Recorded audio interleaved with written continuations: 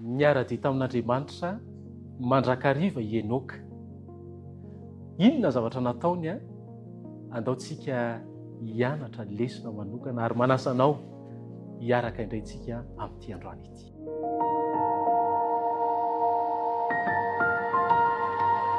Faly hatrany tenako miarabantsika rehetra any atokantrano any na tratra izao anisan'ny hoe famaranana ny amin'ny fianarantsika ny tenin'Andriamanitra ity, ary faly sady aho no manasantsika tsiraray avy mba hanaraka an'ilay famotinana rapitsony amin'ilay hoe universe, dia mino fa tsy ho diso anjara ny amin'izany a izasy ianao.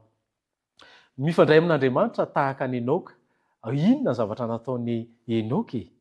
Ary voalazany amin'ny tenin'Andriamanitra, ary nisan'ny zavatra malaza indrindra ihany koa ity mpanompon'Andriamanitra anankiray ity ny amin'ny hoe fifandraisana tamin'Andriamanitra.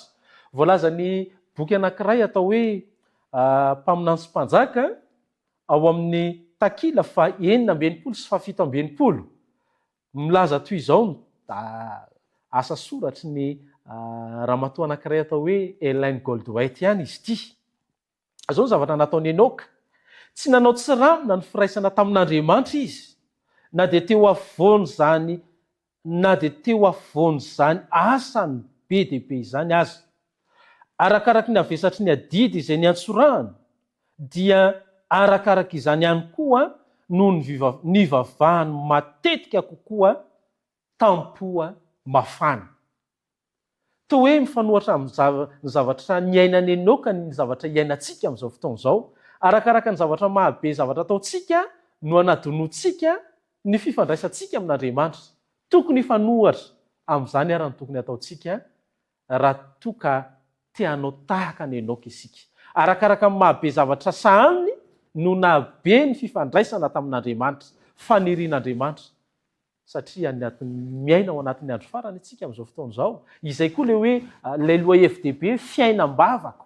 Ny fiainam-bavakantsika tokony ampitomboana. Be dia be ny zavatra sahaninao, andao ampitomboantsika izany, satria mila ny fanampian'Andriamanitra isika.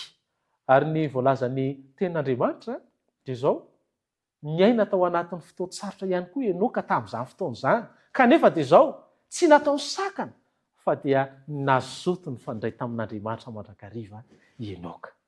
Ary tsy fotoana fohy no ny fandraisan'ny Enoka tamin'Andriamanitra, fa araka ny tenin'Andriamanitra dia izao, nandrehitry ny 300 taona Enoka dia niara nandeha tamin'Andriamanitra sy nivelona teo am-baravaran'ilay fonenana mandrakizay. Ry havana malala, mila maharitra isika rehefa mifandray amin'Andriamanitra. Indraindray tsika rehefa eo ampifandraisana an'Andriamanitra ataontsika zara fa vita. Fa eto tsika dia ampianarin'ny Enoka fa mila maharitra isika rehefa mivavaka. Izany no nahatonga ny lanitra hisokatra tampoka ka namela azy hiditra ao, dia izy izay santatry ny mponiny tany. Tianao ve ny ho ao amin'izany lanitra izany? Mivavaka no fanalahidin'ny lanitra. Mino fa hampitombo ny fomba fivavakantsika isika rehefa naheno taridalana nandritra ny herinandro ity, ary tena zava-dehibe manan-danja araka voalazan'i Jesosy izany vavaka izany. Tompo anie no hanamboatra ny fotoanako sy ny fotoananao mba hanana fiainam-bavaka manokana isika, hanana fiainam-bavaka maharitra isika, hanana fifandraisana ety dia ety amin'Andriamanitra isika. Araka voalazan'ny boky anankiray ihany koa dia izao hoe mahatsiaro fiadanana kokoa isika rehefa mifandray amin'Andriamanitra. Ary izany fiadanana izany ny notononina sy aminao amin'ity androany ity. Ary izany no ameno ny tokantranontsika tsiraray avy, satria manao lola araran'Andriamanitra izasy ianao, manana fifandraisana manokana amin'Andriamanitra izasy ianao. Tompo anie hitantsika tsiraray avy. Amen. Hivavaka isika.